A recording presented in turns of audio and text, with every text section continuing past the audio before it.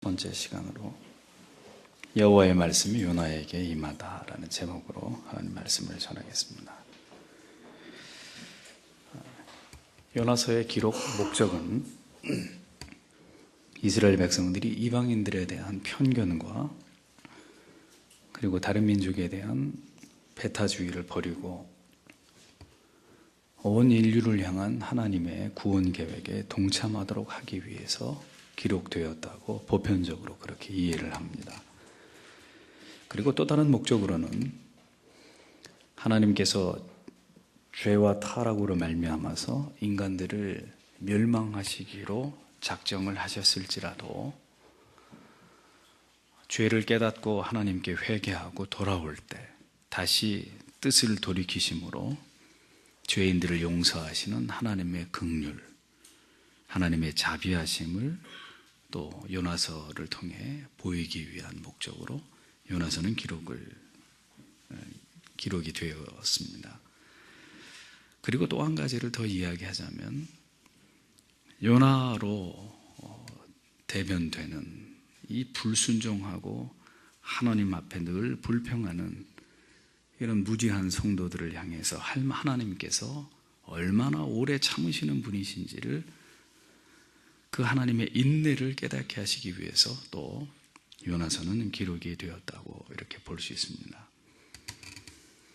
요나서를 깊이 묵상하면서 오래전에 제가 깨달은 바는 요나서에 또 다른 감추어진 주제가 있는데 그것이 뭐냐? 그것은 하나님의 끝없는 사랑과 자기의 사랑하는 백성들을 향하신 하나님의 열심이라는 것입니다.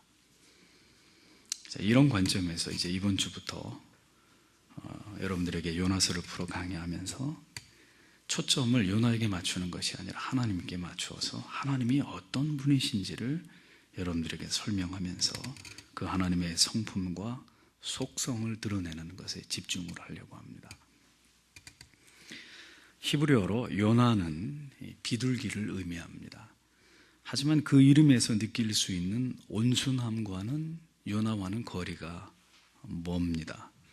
그는 좌충우돌하고 충동적이고 즉흥적이고 도무지 인내할 줄 모르는 그런 다혈질의 성격의 소유자가 요나였습니다. 제 얘기 잘 들리세요? 뒤에? 소리가 왜 갑자기 죽은 것 같아요. 본문을 보면 1절에 여호와의 말씀이 아미떼의 아들 요나에게 임하니라 이르시되 이렇게 되어 있습니다. 여호와의 말씀으로 번역된 히브리어 데바르 아도나이라는 말은 여호와의 말씀이 누구에게 임했다라는 이런 표현이 일반적으로 선지자들의 그 선지서의 첫머리에 자주 등장하는 그런 표현입니다. 하나님께로부터 부여받은 이 계시라는 사실을 미리 전제하면서 예언을 시작하는 일종의 관례가 여호와의 말씀이 누구누구에게 임했다. 이런 어떤 일종의 관례였단 말이죠.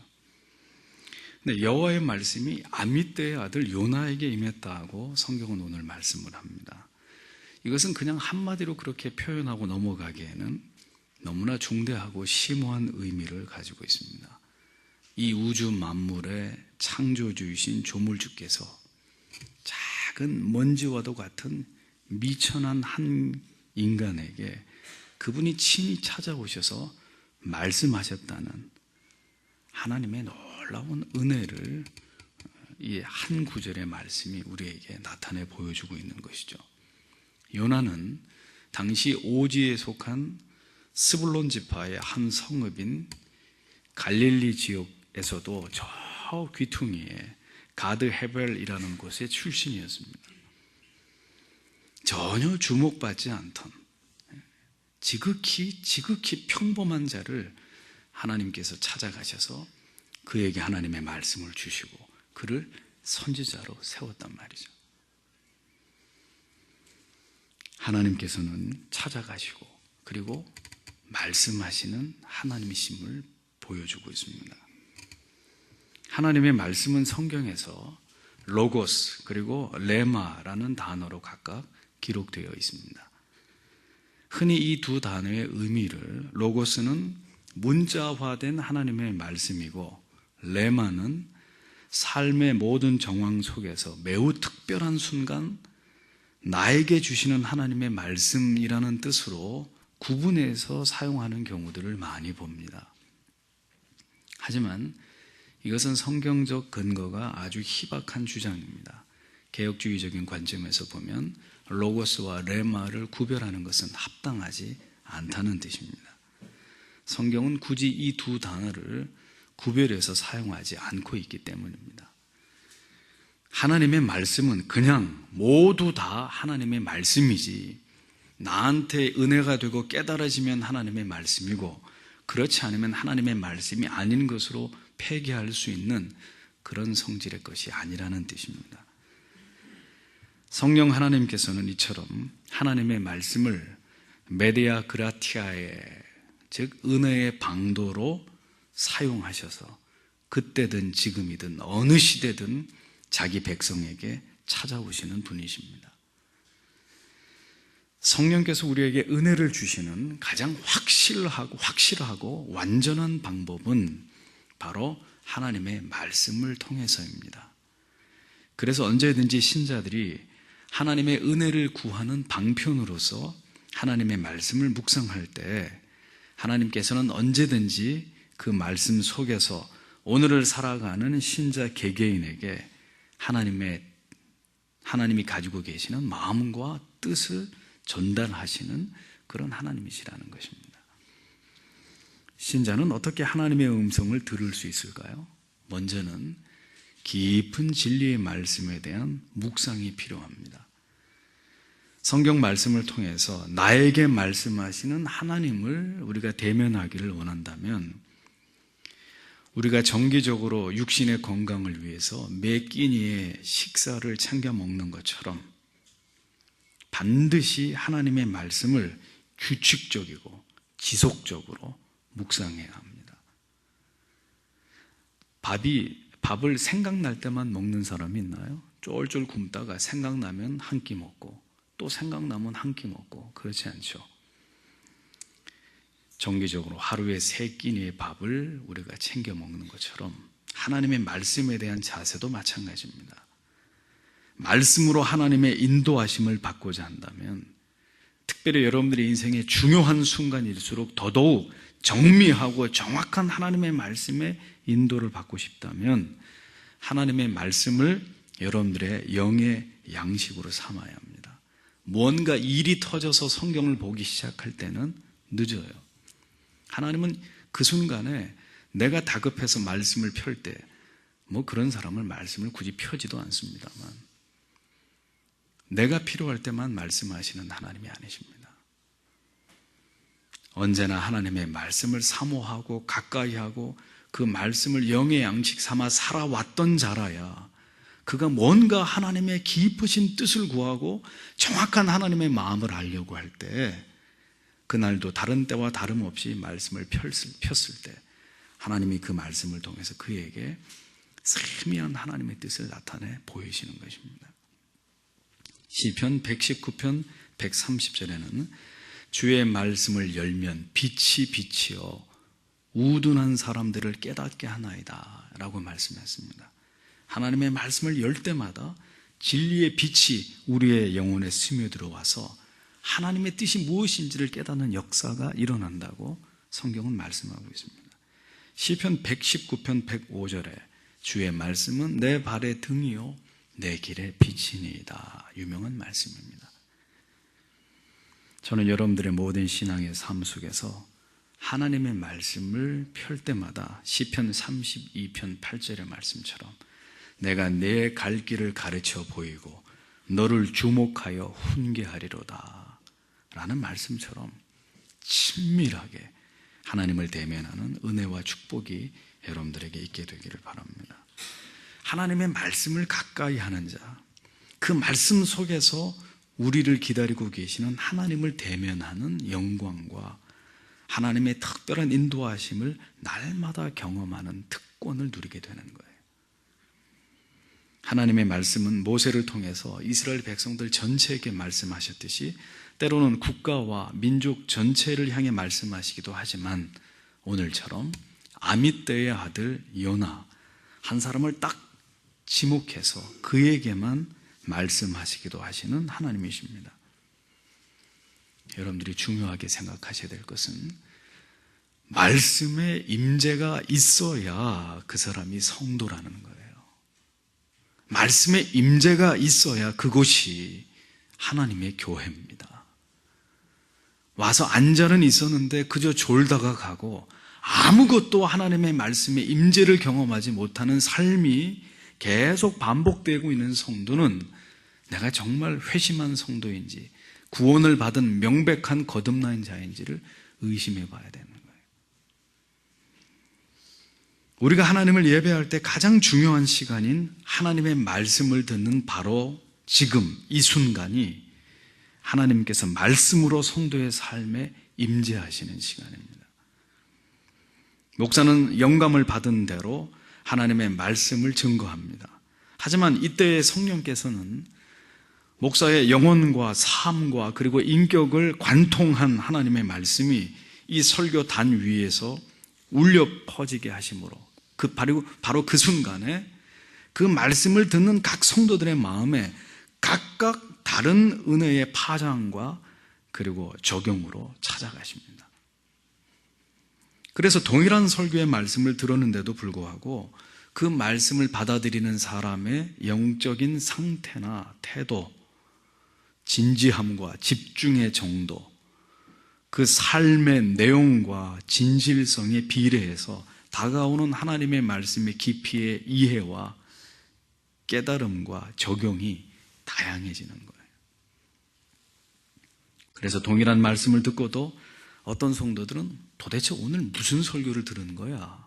하고 아무것도 머릿속에 남지 않는 성도가 있는가 하면 어떤 성도는 깊이 마음의 찔림을 받아 회심하게 되고 어떤 성도는 그 말씀에 위로와 용기를 얻게 되기도 하고 무지와 어둠으로부터 벗어나는 그런 역사들이 하나님의 말씀과 부딪히는 이 자리에서 일어나는 것이라는 겁니다.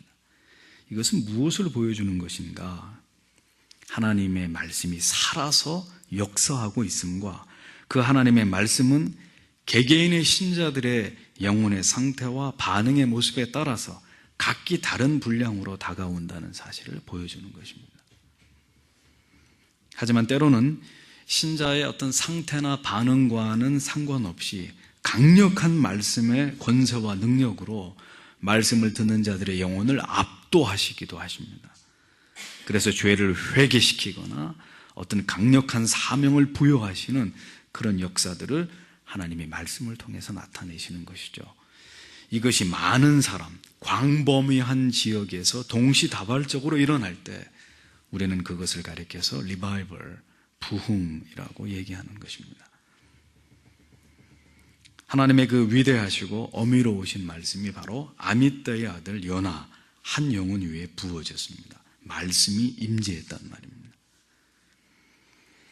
저는 요나처럼 오늘 여러분들의 영혼에도 수직으로 내려 꽂히는 하나님의 말씀의 임재를 경험하는 축복이 여러분들의 삶 속에 있게 되기를 간절히 소망합니다.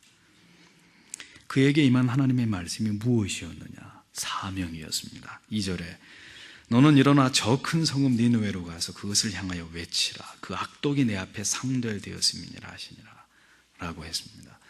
큰 성읍 니느웨는 아수르의 수도를 가리킵니다. 팔레스타인으로부터 동쪽으로 약 700km나 떨어져 있었던 그런 곳인데 여기서 니느웨를 큰 성읍이라고 표현한 것은 성의 규모보다는 주거하고 있는 인구의 수가 심히 많았기 때문인 것으로 보입니다. 그런데 이 니느웨는 당시 온갖 죄악들이 창궐하고 있었습니다. 음란함, 포악함, 어떤 사람들의 교만과 극도의 어떤 이기주의가 만연해서 흡사 이 시대를 그대로 보는 것과 같은 그런 상황이 니느웨에서 전개되고 있었습니다. 인간들에 의해서 자행되는 그 모든 악독을 하나님께서 보고 계셨다는 거예요. 전도서 8장 11절에 이르기를 악한 일에 징벌이 속히 실행되지 않으므로 인생들이 악을 행하기에 마음이 담대하도다. 이렇게 말씀했습니다. 그 많은 죄악에도 불구하고 하나님께서는 노아 홍수 이후로 다시는 인간의 죄를 물로 심판하지 않겠다 이렇게 약속하셨습니다. 그래서 부분적이고 개인적인 하나님의 심판은 지금도 이루어지고 있지만 온 인류의 죄악에 대한 심판은 그리스도의 재림의 때까지 유보되고 있는 그런 상태입니다. 시편 50편 21절에 이르기를 내가 이 일을 행하여도 내가 잠잠하였더니 내가 나를 너와 같은 줄로 생각하였도다. 그러나 내가 너를 책망하여 내 죄를 내 눈앞에서 낱낱이 드러내리라 하시는도다. 이런 말씀이 나옵니다. 때가 되면 모든 죄를 낱낱이 다 드러내시겠다고 하나님이 말씀하고 계세요. 선은 선대로, 악은 악대로 하나님께 상달되고 있다는 사실을 잊지 마십시오. 안 보시겠지, 안 들으시겠지, 모르시겠지. 이것은 모두 마귀가 여러분들의 마음에 심어주는 어리석은 안도감과 자기 위안입니다. 하나님께서는 여러분들의 마음에 일어나고 있는 그 미묘한 변화와 속임을 다 알고 계시는 분이에요. 하물며 드러난 포악을 감지하지 못하시는 그런 하나님이라고 생각했다면 종대한 하나님에 대한 오해고 무지일 따름입니다. 청소년 여러분, 그대들의 젊음을 무엇을 위해 사용하고 있는지 하나님은 다 아십니다. 헛된 것으로 다 시간을 허비하고 난 다음에 나중에 나이가 들어서 하나님 나를 왜 이 모양으로 이 꼴로 만드셨습니까? 하고 원망하지 마세요. 그건 하나님의 잘못이 아닙니다. 하나님께서는 니느웨의 악을 보셨습니다. 그런데 왜 그 니느웨에 요나를 보내시고자 하신 것일까요? 자, 만약 여러분들이 학교의 선생님이신데 여러분들이 사랑하고 관심을 갖게 된 학생이 생겼다고 가정해보죠. 근데 그 학생에게 많은 문제들이 있어요. 그러면 그 선생님이 어떻게 하겠습니까? 여러분 같으면 어떻게 하겠습니까? 그 학생을 사랑하고 그 학생에게 지대한 관심이 있다면 반드시 그 학생이 안고 있는 문제점들을 고쳐주기 위해서 노력할 것입니다. 어떻게 해서라도 그것을 개선해주기 위해서 애를 쓸 것입니다. 하물며 그가 내 자식이라면 두말할 나위가 없는 거죠. 하나님께서 니느웨를 보고 계셨다는 것은 바로 이 요나서 마지막 절에서 보이신 하나님의 마음을 통해서 그 이유를 알 수 있는 것입니다. 마지막 절에 뭐라고 되어 있습니까? 하물며 이 큰 성읍 니느웨에는 좌우를 분별하지 못하는 자가 12만 명이요 가축도 많이 있나니 내가 어찌 아끼지 아니하겠느냐 하시니라 라고 되어 있습니다. 그러니까 이것이 니느웨를 향한 하나님의 마음, 그들을 고치고 변화시키고 회복케 하고 회개케 하려고 하는 것이 하나님의 마음, 그분의 사랑이었기 때문이죠. 하나님께서는 니느웨에 좌우를 분별하지 못하는 영적인 유아 같은 영혼들이 12만 명이나 된다, 이렇게 말씀하셨습니다. 하나님께서 지금도 이 세상을 사랑하시는 이유는 바로 이 12만 명 구원받기로 예정된 택자들이 아직 존재하고 있기 때문이에요. 물론 여기서 수는 상징적인 수입니다. 우리의 죄악이 하나님께 상달될 정도로 심히 악하고 부패하고 강팍하지만 하나님은 오늘도 하나님의 자녀들을 통해서 하나님의 말씀을 보내셔서 이 죄악된 세상을 고치기를 원하시는 것이 하나님의 마음이라는 것을 잊어서는 안 됩니다.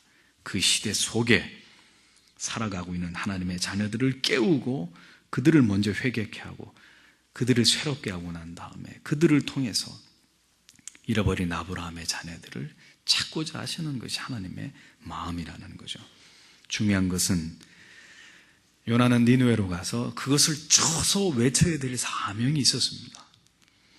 따라서 어두운 시대일수록에 성도의 사명, 그리고 하나님의 말씀을 맡은 종들의 사명은 무엇일까요?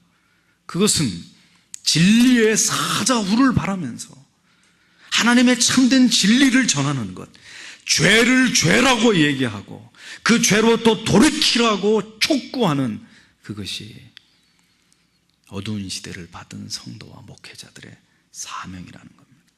진리의 불을 뿜는 그런 사명이 오늘 우리에게, 주의 사자들에게, 신실한 성도들에게 주어져 있다는 것을 잊지 말아야 합니다. 그래서 어떤 의미에서는 적어도 그렇게 하나님의 외침을 들을 수 있는, 요나의 외침을 들을 수 있었던 니느웨처럼 하나님의 그 준엄한 진리의 외침을 들을 수 있는 개인이나 가족이나 교회나 국가와 민족은 소망이 있는 거예요. 어떻게 보면. 왜 그럴까요? 뭔가 그런 외침을 듣고 있다는 것은 내게 하나님이 아직도 기대하고 계신다는 것이기 때문입니다. 하나님이 여러분들을 포기하지 않았다는 것을 보여주는 것이기 때문이에요.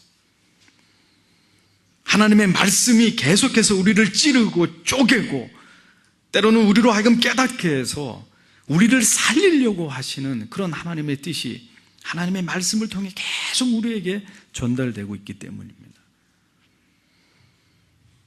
이 자리에 계신 성도 여러분, 하나님의 말씀이 여러분들의 귀에 들리고 있으십니까? 여러분들의 마음에 하나님의 음성으로 하나님의 말씀이 새겨지고 있냔 말이에요.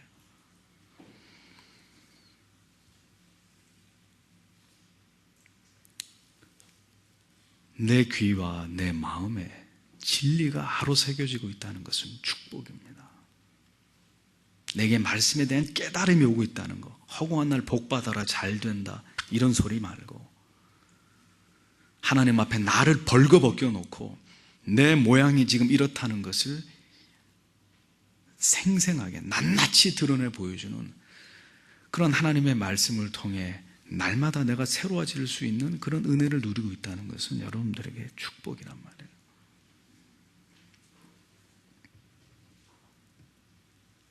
하나님의 말씀이 들려야 합니다. 허구한 날 졸음으로 예배를 대신하는 성도 여러분, 생명책에서 여러분들의 이름이 지워진다 해도 그런 태도로 설교를 듣겠습니까? 때로는 강하게, 때로는 부드럽게, 때로는 감미롭게, 때로는 찌르는 검같이 하나님의 말씀이 당신의 영혼을 파고들고 있다면 아직 당신의 영혼이 살아있다는 증거예요. 영혼이 죽거나 잠든 사람은 하나님의 말씀을 통해서 아무것도 들을 수가 없습니다. 영혼의 눈과 귀가 모두 막혀있기 때문에 전혀 진리에 대해서 반응하지 못하는 거예요. 정말 심각한 것은 바로 그런 상태입니다. 자, 하나님의 의도와 그분의 마음이 요나에게 전해졌습니다. 하나님께서 니느웨의 악을 보셨습니다. 하지만 하나님의 선택은 그들의 멸망이 아니라 요나를 통해서 하나님의 마음을, 하나님의 경고를 외치는 것이었습니다. 요나는 하나님의 마음을 대신 전할 사명을 가진 자로 선택된 선지자였습니다. 니느웨를 향한 하나님의 마음, 그것이 불붙는 하나님의 진노일 수도, 아니면 죄인을 향해 베푸시는 하나님의 마지막 자비와 긍휼일 수도, 그들이 회개할 수 있는 마지막 기회일 수도 있을 것입니다. 아무튼 하나님께서는 하나님의 마음을 니느웨에 가서 나타낼 사람으로 요나를 지목하셨다는 거예요. 우리는 이 요나서를 통해서 하나님의 마음을 받는 한 인간의 영적인 혹은 인격적인 결함의 상태와 그의 잘못된 선입관이 하나님의 뜻과 충돌을 일으킬 때 어떻게 하나님께서 한 인간을 설득해 나가시는지를 관찰할 수가 있게 됩니다. 이것은 놀라운 이 시대의 신자들에게 주신 특권이에요. 마치 평생을 걸쳐서 연구한 어떤 위대한 연구 결과를 한순간에 그가 발표한 논문을 통해서 통째로 얻을 수 있는 것과 같이 우리가 요나서를 깊이 있게 강의해 나가고 이 의미를 깨닫게 되면 여러분들에게 매우 특별한 유익을 여러분들이 얻으실 수 있게 되실 것입니다. 요나서의 강의를 놓치지 말아야 될 이유가 바로 여기에 있습니다. 놀랍게도 요나의 반응을 보겠습니다. 3절에 그러나 요나가 여호와의 얼굴을 피하려고 일어나 다시스로 도망하려 하여 이렇게 되어 있습니다.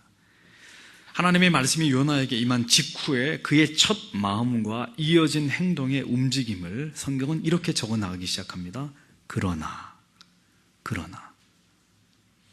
그러나로 시작하는 요나의 반응을 보십시오. 시작부터 무언가 꼬이기 시작하는 거예요. 그러나라는 접속사는 그 이후에 상황이 어떤가에 따라서 희망과 절망이 이렇게 교차되는 그런 특징을 갖습니다. 기쁨, 슬픔, 행복, 불행이 이 그러나라는 접속사를 통해서 오버랩이 된단 말이에요. 하나님의 뜻은 섰고 하나님의 마음은 전달되었고 하나님의 부여하신 사명은 분명해졌습니다. 그런데 그 하나님의 뜻을 받은 요나의 반응은 그러나로 시작됩니다. 불행의 전조입니다. 하나님께서는 말씀하십니다. 하지만 그 말씀에 모두 그러므로, 그리고, 그래서 이런 접속사로 이어지면서 요나가 그 말씀에 순종하며 준행하였더라 이렇게 기록이 되었다면 얼마나 은혜스럽고 다행한 일이겠습니까? 하지만 그래서나 그러므로라는 접속사보다 요나와 같이 오늘 우리의 모습, 이 시대를 살아가는 우리 성도의 삶도 그러나로 이어지는 경우가 훨씬 더 많다는 거예요. 그러나로 이어지는 불순종의 반응이 요나뿐만이 아니라 오늘 저와 여러분에게도 더 많은 것이 문제입니다. 무엇이 하나님의 뜻일지 모를 때는 그러나도 그리고도 그다지 문제가 되지 않겠습니다만은 하나님의 뜻이 분명해졌음에도 불구하고 그러나로 반응하며 혹은 그러나로 거의 항상 일관하는 그런 신앙의 자세와 태도가 장차 앞으로 어떤 일들을 불러일으키게 될지를 이제 여러분들은 요나서를 주목하시면서 교훈으로 새기게 되실 것입니다. 말씀은 다 맞아. 그러나 나는 그렇게 못 살아. 우리가 가장 많이 하는 변명과 핑계들이에요. 요나의 그러나의 이유는 무엇 때문이었을까요? 성경에 나옵니다. 여호와의 얼굴을 피하고 싶었기 때문입니다. 그러면 그는 왜 여호와의 얼굴을 피하고 싶었을까요? 그것은 결코 자신이 사랑할 수 없는 사악한 사람들, 그 니느웨 백성들에게 가서 그들에게 복음을 전하라고 말씀하시는 그 사명을 그가 받았기 때문입니다. 그렇게 하겠다는 겁니까? 하지 않겠다는 겁니까? 하지 않겠다는 거예요. 죄의 특징은 바로 불순종입니다. 하나님의 뜻과 맞서는 것입니다. 불순종은 하나님과 하나님의 뜻과 하나님의 말씀과 예배를 피하는 행동으로 이어지게 되어 있습니다.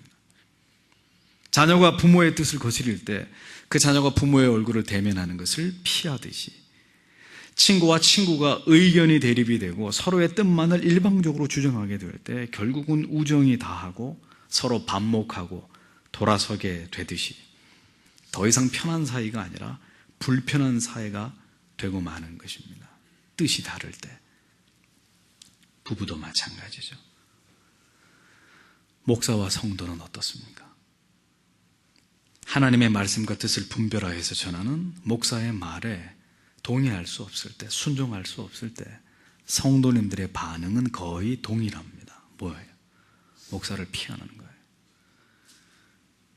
선악과 나무를 따먹은 아담과 하와가 여호와의 낯을 피해서 풀숲에 몸을 가린 채로 숨어 있었듯이 죄는 그 죄를 지은 자로 하여금 하나님께로부터 멀어지게 합니다. 숨어버리게 합니다.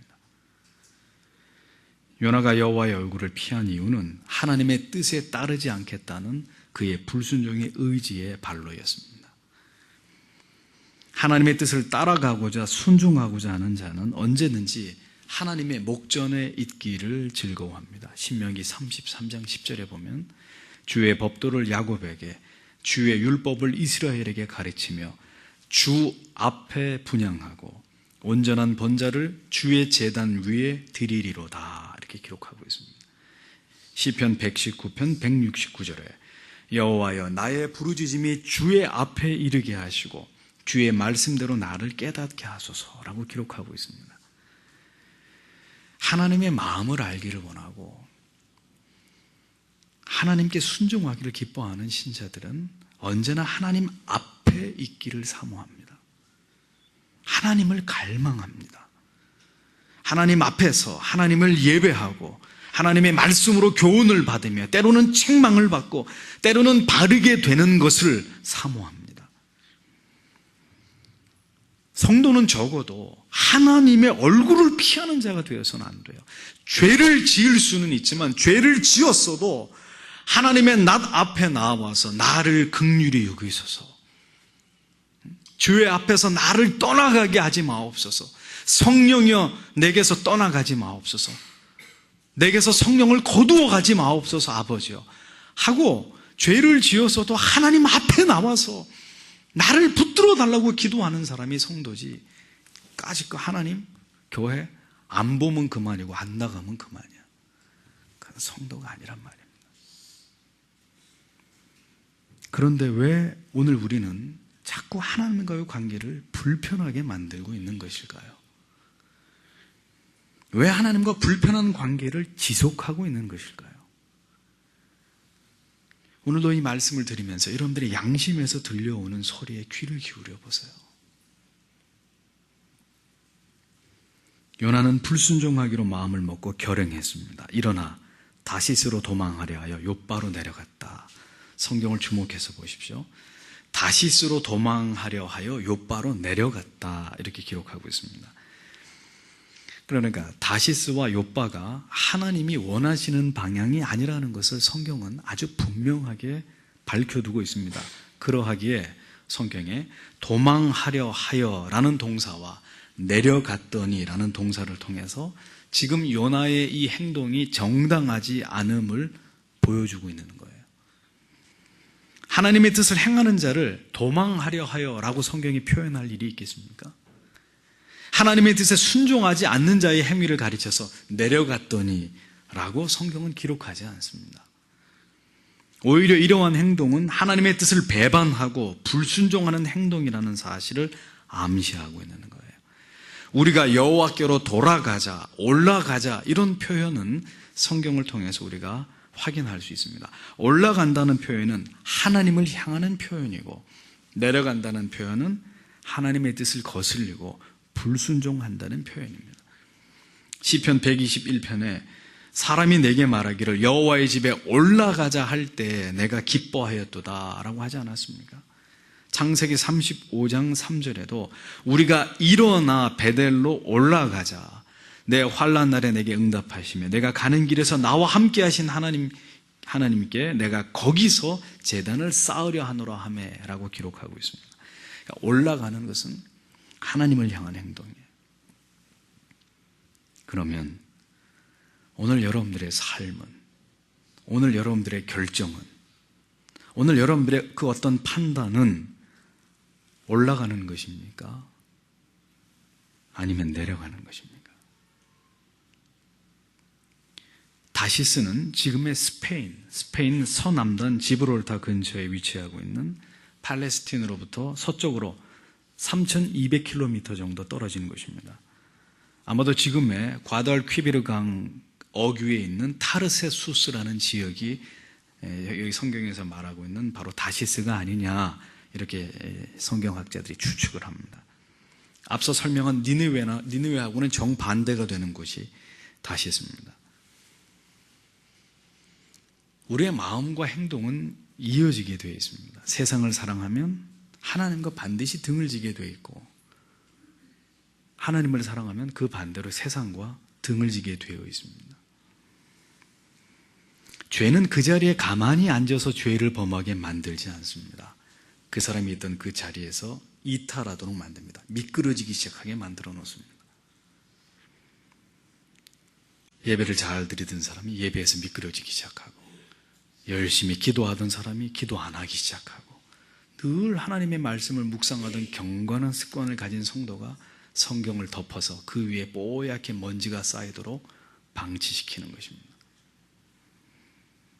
멀어지게 만듭니다. 안 보이는 곳으로 멀리 숨게 만듭니다. 멀리 떨어져 버리게 만듭니다.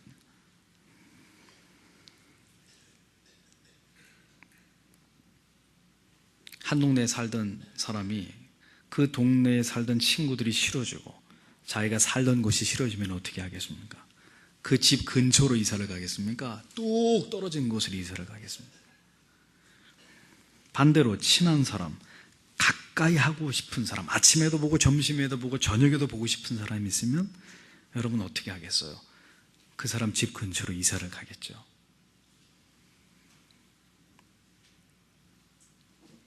out of sight, out of mind란 말이 있잖아요. 눈에서 멀어지면 마음에서도 멀어진다. 고의가 아니었다 하더라도 눈에서 점점 멀어지면 자기도 모르게 마음으로부터 그가 멀어지는 것입니다.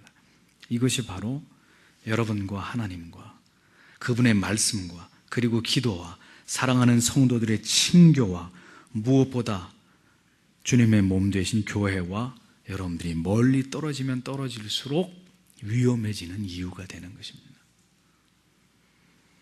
마음에서 하나님이 거부되니까 그는 니느웨 근처로 가고자 하는 것이 아니라 니느웨가 동쪽으로 700km라고 했고 그리고 서쪽으로 3200km 지점에 다시스가 있다고 했으니까 이 두 거리를 합하면 3900km가 됩니다. 4000km 가까운 정반대로 도망을 가버린 거예요. 3900km 하나님으로부터 기어이 멀어지려고 하는 우리의 마음의 상징적인 거리입니다. 언제나 죄는 이렇게 하나님께로부터 멀어지려 하는 속성을 가지고 있습니다. 죄가 아니더라도 그런 마음과 결정은 결코 지혜롭거나 현명한 결정이 아니에요.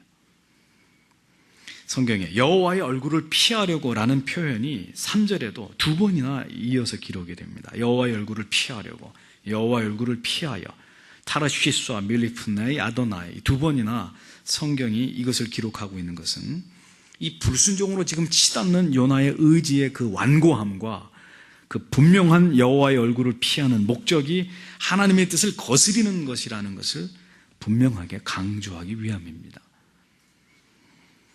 한번 불순종하고 돌아서고자 하는 마음 먹는 게 그게 어렵지, 한번 그렇게 마음이 하나님을 향해 돌아서서 자신의 계획에 충실하려고 뜻을 세우면 아무도 그 사람 못 막습니다. 기어이 다시스로 가고자 하는 마음을 먹은 요나, 누가 그를 말리겠어요? 피하려고, 피하여 적극적으로, 아주 적극적으로 하나님께로부터 피하고 있었던 요나의 모습을 보여줍니다. 놀라운 사실은 이렇게 하나님을 등지는 뜻과 계획을 세웠을 때 이제 세상이 어떻게 그를 향해 움직이는지를 성경은 이것을 우리에게 정확하게 보여주고 있다는 사실입니다. 요나는 요바로 내려갔습니다. 요바는 이스라엘의 서쪽 지중해 연안에 있는 항구 도시입니다. 그는 아마도 배를 이용해서 다시스로 가려고 했던 것 같습니다. 그런데 성경을 보세요. 마침 다시스로 가는 배를 만난지라 성경이 기록하고 있습니다. 절묘한 타이밍. 만약 다시스로 가는 배가 모두 출항을 했더라면 어떻게 됐을까요? 아마도 재고의 여지가 있었을지 모릅니다. 하나님의 뜻을 어기고 내가 다시스로 가려고 하니까 배가 없는 것을 볼 때 이거 하나님이 막으시는 거구나. 요나가 아주 고집불통의 사람이 아니라면 거기서 깨닫고 돌아섰을 수도 있었을 것입니다. 그런데 마침 다시스로 가는 배를 만나게 되었다. 성경이 그렇게 기록해놨습니다. 이 마침이라는 단어, 이게 좋게만 쓰여지는 단어가 아니라는 것을 오늘 여러분들의 뇌리 속에 분명하게 기억해 두십시오. 하나님의 뜻을 거스르고 불순종할 때, 여러분들이 죄를 범하고자 세상으로 내려갈 때 세상은 마침이라는 단어를 가지고 여러분들을 환영합니다. 어서 와. 여러분들을 영접해 주는 거예요. 옳은 선택을 했다고, 그게 가장 합리적이고 최상의 선택이었다고 여러분들을 지지해 주는 것입니다. 일자리를 구하는데 마침 연봉도 더 높고 근무 조건도 최고고 너무 좋습니다. 그런데 주의를 성수할 수 없다면 여러분들은 어떻게 하시겠습니까? 배우자를 찾는데 모든 조건이 타고난 사람을 소개받았습니다. 조각 같은 외모에 학벌, 능력, 온유한 성품, 유머러스한 것까지 나무랄 데가 없어. 한마디로 퍼펙트한 것. 배우자를 위해서 40일 작전 기도해 왔는데 그 응답이라고 이제 굳게 믿으려고 하는 찰나에 그 사람이 불신자다. 어떻게 하겠냔 말이에요. 그렇게도 기다리던 유학의 길이 마침내 열렸는데 출국 날짜가 주일이에요.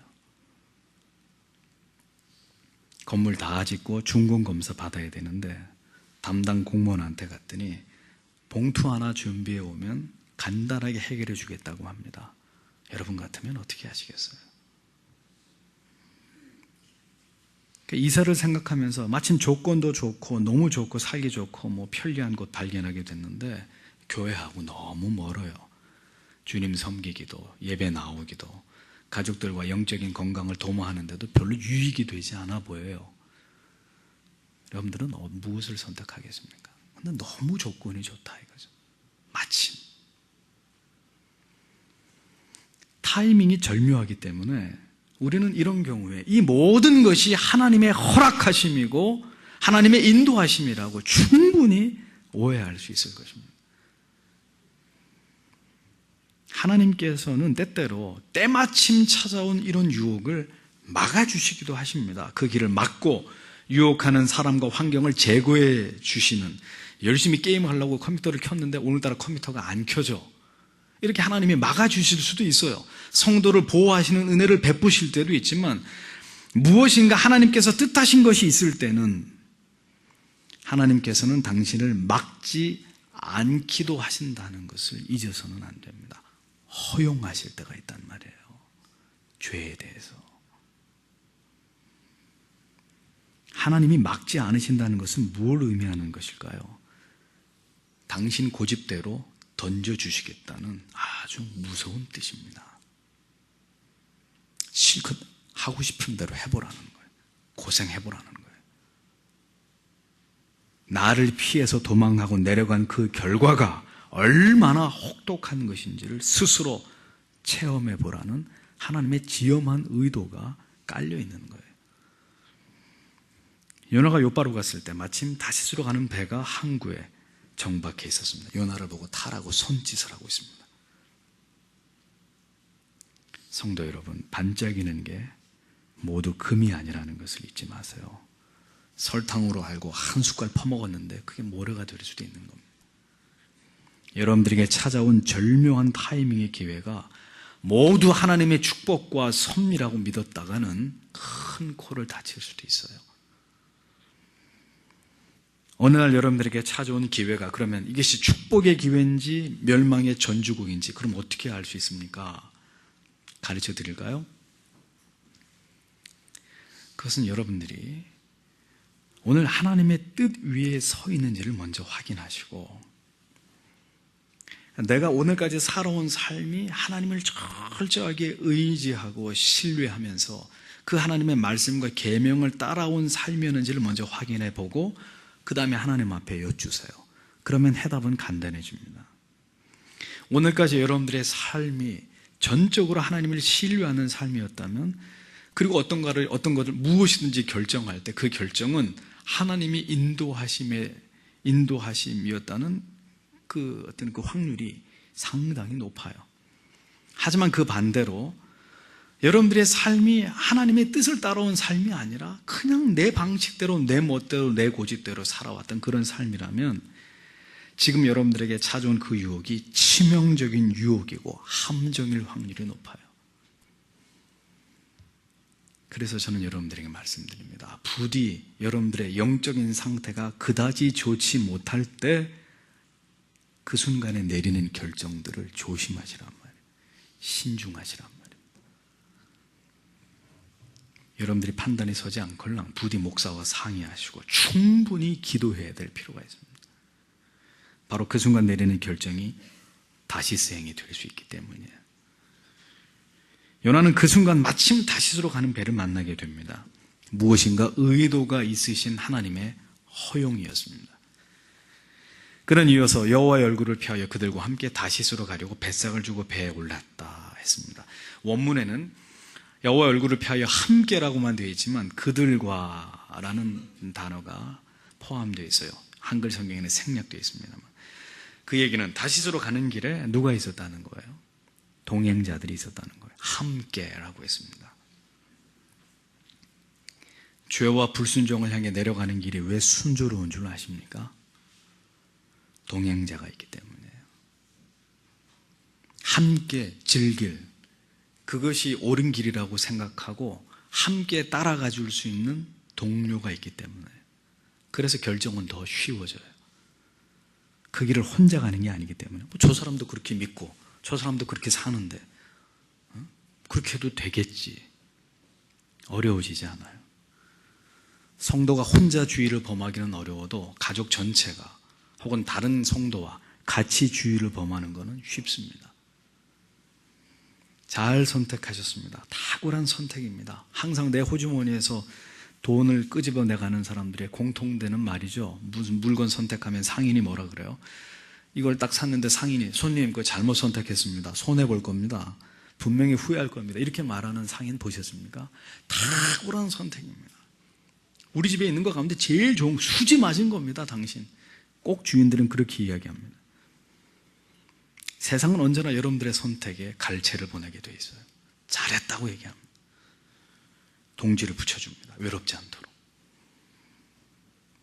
여러분들이 세상을 향해 내려갈 때 다가와서 여러분들을 격려하면서 어깨를 두드려주면서 잘 될 거야 웃으면서 등을 두드려줍니다.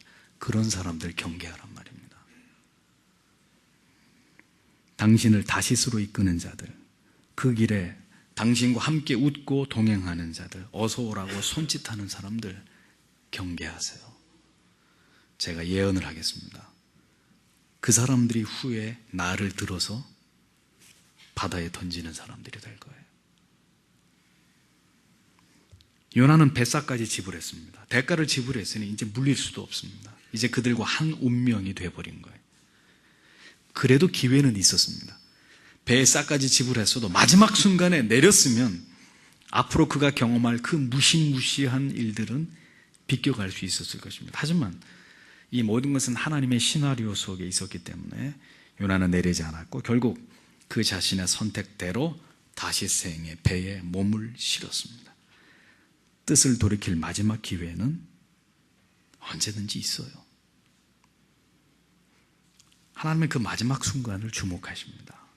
물론 요나처럼 하나님이 무언가를 깨닫게 하기 위해서는 허용하시기도 하지만, 그래도 하나님은 그 마지막 순간을 주목하십니다. 언제나 죄를 지을 수도 있지만 짓지 않을 수도 있는 그 선택의 기회, 그 여지를 하나님은 남겨두세요. 그러니까 그 마지막 순간에 무엇을 선택할 것인가, 그것은 잔인하게도 여러분들의 몫입니다. 살아가면서 우리는 요나가 당면하고 있는 이러한 문제 앞에 설 때가 종종 있습니다. 하지만 그때마다 여러분들이 떠올려야 될 사람, 요나, 그를 기억하십시오. 그의 실수를 되풀이하고 반복하는 그런 어리석은 신자들이 되지 마십시오. 결국 그의 강한 불순종의 고집이 마침내 고난을 향해 치닫는, 하나님이 그 고집을 꺾어버리기 위해서라도 기어이 다시스로 가는 배를 타게 만드는, 하나님의 요나를 위한 처절한 연단의 프로그램의 실행 버튼을 누르고야 마는 결과를 낳았다. 무엇이? 요나의 그 고집이, 불순종이. 안 당해도 될 고난을, 꼭 겪지 않아도 될 아픔을 하나님으로 하여금 너 아무래도 안 되겠다, 너 좀 고기 뱃속에 들어갔다 나와야 될 것 같아. 오늘 여러분은 어떠십니까? 여러분들이 만약에 그 상황, 그 장소에 있었다면 여러분들은 무엇을 선택하셨겠습니까? 다시스를 선택하지 않을 수 있을 만큼 여러분들은 영적으로 지금 명민하신가요? 깨어 있습니까? 하나님의 뜻을 정확히 분별할 수 있는 그런 분별력을 소유하고 계신가요? 시간에 떠밀리듯이 살지 마십시오. 이 문제는 내일 나에게 찾아올 수 있는 문제일 수도 있고 한 달 뒤, 1년 뒤에 찾아올 수 있는 문제일 수도 있습니다. 불순종하는 요나에게 기다리고 있는 것이 무엇이고, 그리고 하나님의 사랑과 자유와 국률이 이제 어떤 모습으로 요나에게 발동하는지를 이제 매주 하나님의 말씀을 통해서 들으십시오. 오늘 여러분들에게 하시는 하나님의 말씀을 여러분들의 영혼과 가슴으로 받기를 바랍니다. 하나님의 깊은 깨달음이 여러분 모두에게 함께 하시기를 바랍니다. 기도하겠습니다.